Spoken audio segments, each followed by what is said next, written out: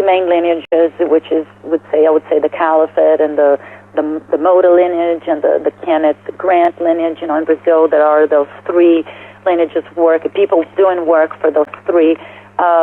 It's a lot more flexible. There are much less division than there is here. You know, people that are part of one thing work with the other. So they tend to be friends among themselves. You know, they tend to be like whoever works with the grant work there is friends with the people that do the Motta work. Mm-hmm. So I would say it's pretty large. You know, it's pretty. I cannot tell numbers, but I would say it's in the hundreds. You know, but people that are more like solidly involved with it. But people that are interested in it, it's very hard to say. Mm-hmm. It's very hard to say. But São Paulo, Rio are the main places where they have, more functioning lodges, more functioning people doing work in a more systematic way. And they're, they once in a while there's a book that comes out. There are some translations. I believe the Caliphate has done some translations of the holy books of Thelema in Portuguese and the Book of the Law, and of course there is also still the Nuit Lodge in Ribeirão Preto, where Motta had his original lodge. It still has some of the Motta books that once in a while, they have a website and they still distributing some of the Motta publications, which is great. There's still that going on. So, I would say it's fairly large. It's probably the largest one in Latin America, that I would say undoubtedly. That Brazil, because of Motta, has been the largest growth of Thelema in all of Latin America. And also because I think it's a more modern society, as compared to a lot of those other countries. It's a more liberal in many ways. So I think Thelema has more of a chance to kind of, grow, whereas a lot of places are a lot more conservative than Brazil. Great. Well, I'm kind of running out of time here. Was there anything else you wanted to have people note? No, that's about it. I mean, I invite everybody to check out the book. I think, there's a lot to be learned from it, especially from the footnotes. Footnotes are yeah, it does have a massive amount. I mean, almost 200, just over 200. Exactly, footnotes. Exactly. Well, the thing that I wanted to, as a poetic license, the book was not edited. We did not have an editor, so we edited ourselves. So there are some mistakes here and there because Ray and I ourselves, we did this work together, Freda 939 and myself. And it just got to a point that we worked on it, and at one point we said we're just going to have it out there.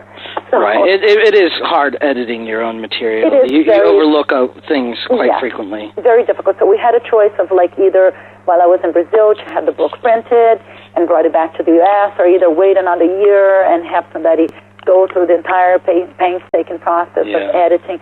So we just said, we're going to focus on content mostly, and I think that the value that the book has overrides any sort of mistake that you'll find here and there. But hopefully, after we sell this edition, we'll come up with a second edition. How many did you print? We have 500. 500. Fantastic. Copies. Yeah. Well, they're going very fast, so I invite everybody to check out our website. Again, I'm going to give it. Right. Please do give it again, and I'll also have a link in the show notes. www.hoor.org.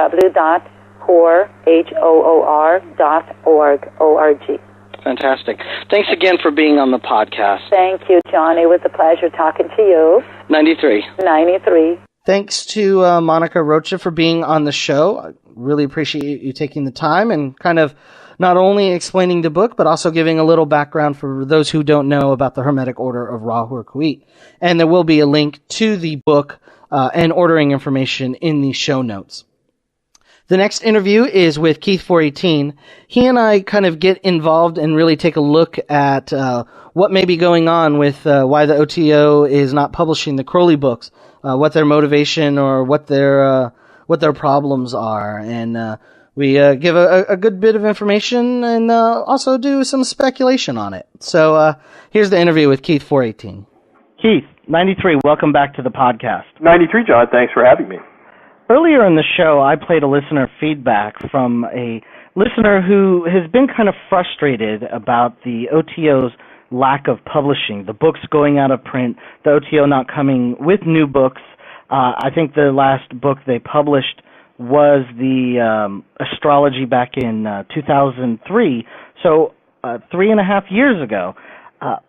What is the impact, in your opinion, about the books, and why do you think that they're not coming out? Well, there's a couple of things that I think we need to look at when we examine this question. And first of all, I want to say on the onset that I used to defend the organization purely based on the fact that it was publishing great books.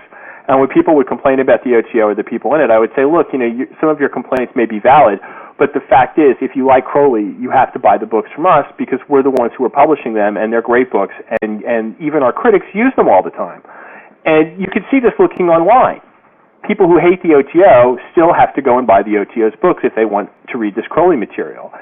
So that was always something that I think the OTO had in its favor, and I think that the leaders should be really commended for the fact that they did work so hard to get this material into print and that they did publish the books. Now, we can look at some of the books they published and critique them, particularly the first edition of Book 4, which I think Hymenaeus Beta should be deeply, deeply ashamed of because of the typos and the mess that it really was. And I have a copy of that, which if I feel like confronting him and saying, give me my money back. Yes, I have one too. Crap, right, because it's filled with typos and it's a total mess.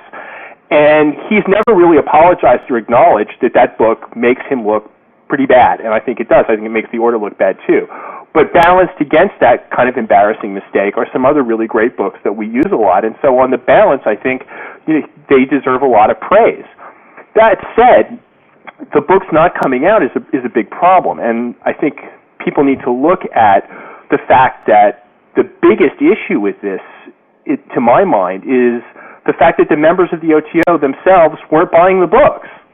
Mm-hmm. We did the analysis of this, and if there's 2,000 people, 3,000 people in the OTO, and the first press run of a book is 1,000 copies, and that first press run doesn't sell out very quickly or even over a period of years, it means that people in the OTO aren't buying the OTO's own books. Right. We found that this was the case all over the place, that people who were members for a long time, people who seemed to be the very backbone of their local OTO community, were completely disinterested in shelling out for the books. So if your own members aren't buying the books, you've got a problem. And I think part of that problem has been compounded, I wanted to say, by the fact that the leaders themselves really don't make an effort to make the books and the texts an essential part of the culture of the OTO. Instead, they work along with the rest of the people in the community to make the books optional or something, of antiquarian interest to a few members, but not something that is a vital part of the community. And consequently, it's not really surprising when you see most of the members refusing to buy the books or apathetic about them, because the whole culture of the OTO as a community isn't really focused around the material in those books anymore. So on the one hand, yeah, it's really lame that most of the members aren't buying the books, but it's also really lame that they don't feel like they have to, or that the books and the material in those books aren't a vital part of the community, because in a lot of ways I don't really think they are. So there's that issue. The second issue that I think we need to look at, too, is the fact that I don't think a lot of the leaders in the group are really that interested in Crowley anymore. At one point they produced some great material, but over time you can see this sort of lack of interest. They don't really care that they don't have all the diaries or that there's never been a collection of Crowley's letters. And when we find new Crowley material out there, unpublished stuff, they're not really that interested in it.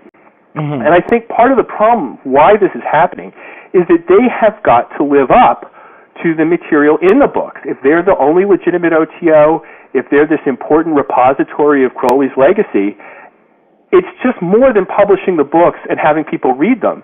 They have to live up to the material in those books, and they're going to be judged and held accountable by the material in those books.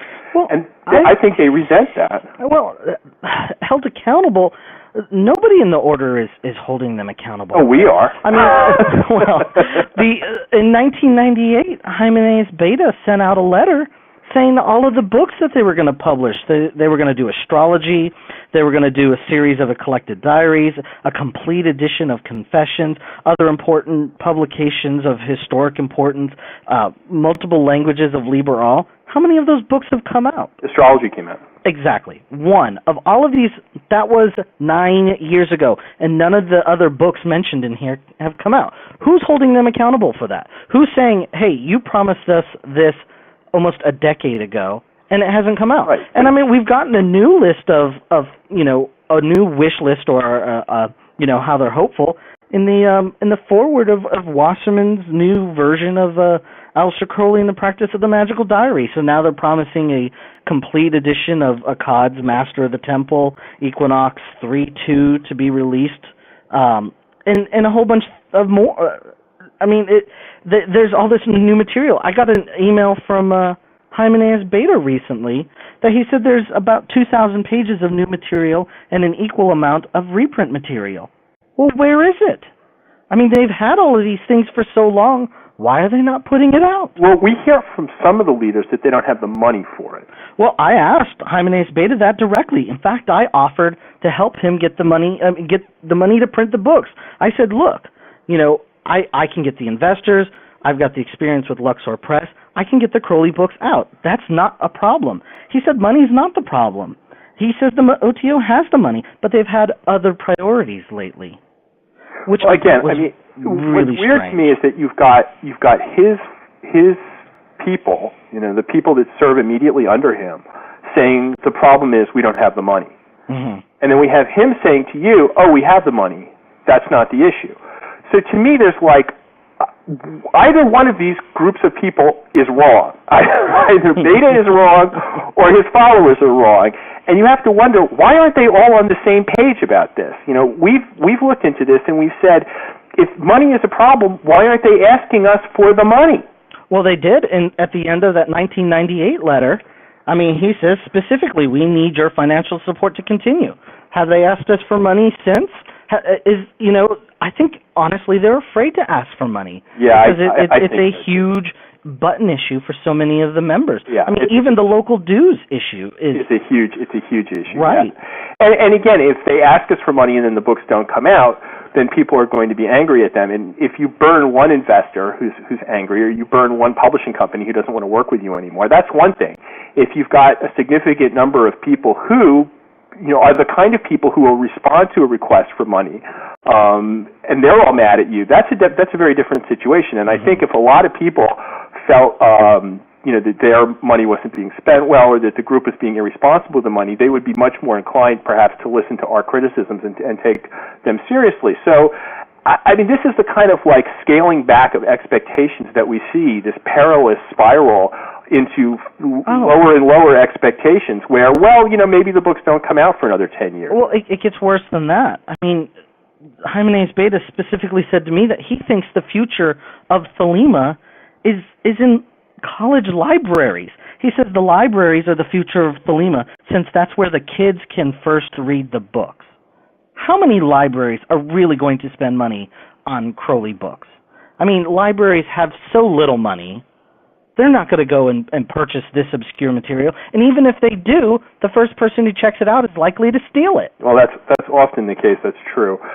Again, this kind of misplaced priority, or this kind of cluelessness, what is Hymenaeus Beta thinking? The future of Thelema is like Thelemites? Like the members of the order? But look at the situation he's in. He's published the books, and he knows that the members themselves aren't buying them. So what else does he have to do but to grab at any straw, like the idea of getting the books into libraries?